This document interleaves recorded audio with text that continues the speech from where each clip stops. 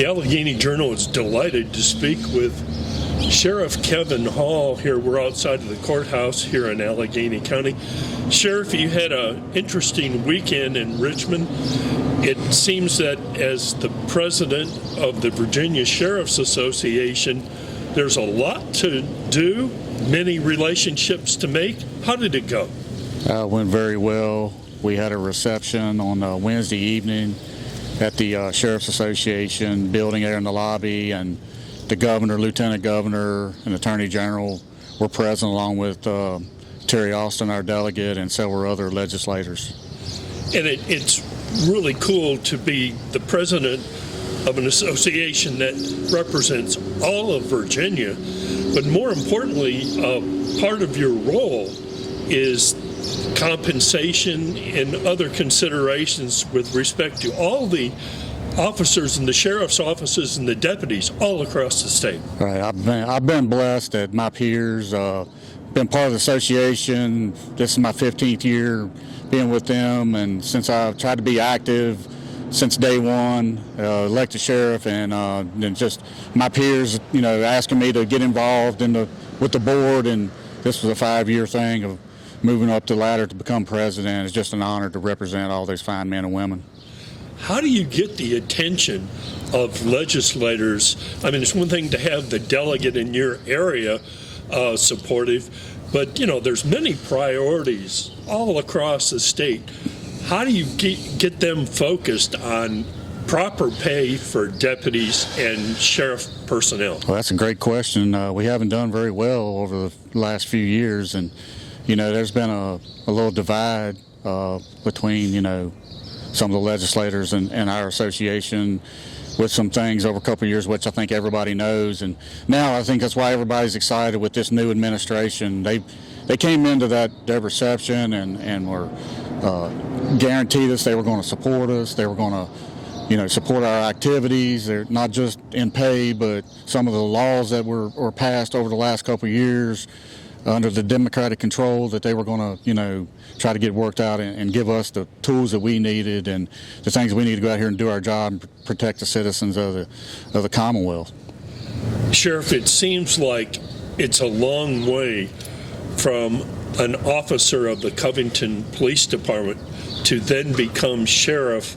This is a well-known Potts Creek boy who has done pretty well and achieved the respect of all these people across the state. So that must have been a really special moment when Senator Edwards introduced you. Oh yeah, Senator Edwards, the senior senator,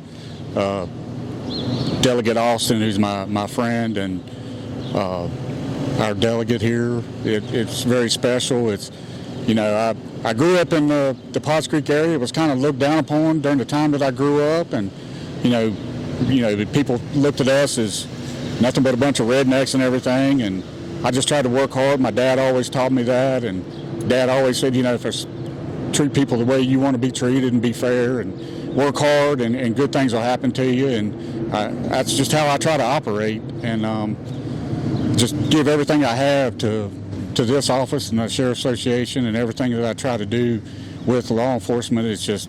I've been so blessed throughout my career, and it's just a great honor to even be mentioned, even be thought of, to being asked to take this journey.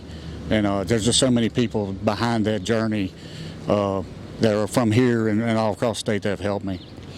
And one final thing. With respect to the current session, is there a single priority that the Sheriff's Association would like to achieve? Well, there's not just a single one, but there's a list, and probably at the top of that list is definitely the pay for the men and women out here that put their lives in danger. And I've done that before with the board here or councils or whatever, and it's never been personal. It's always, I'm trying to look out for the people here that under our command and across the state, and that's one of the top priorities. But there's also, the mental health crisis is something that's really big for us, and we're working on some bills and trying to get those passed that can ease up things, because we got sheriffs that are sitting on people 3 and 4 and 5 days in hospitals, and the state's not paying that. It's our local tax dollars that are having to pay that overtime and things, and that's not really a fair way to operate. And the jail, like right here behind us,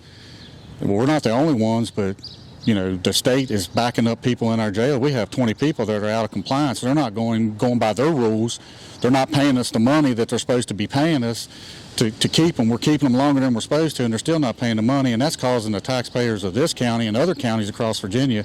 So there's 3 of the pretty top things that we're trying to look into and trying to help us be able to do our job better and be able to serve the people we need to serve. Well, thanks very much for taking the time to speak with us today.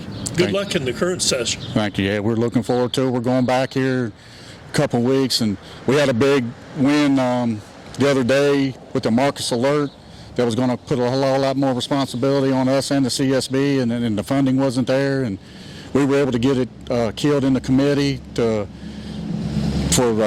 it's optional for jurisdictions of 80,000 or less. So yesterday morning, about 7:20 in the morning, the executive director called me up, John Jones, and who's our, he went over and he let me know that news, and so that's a real big win for us also. Thanks very much. Mm-hmm.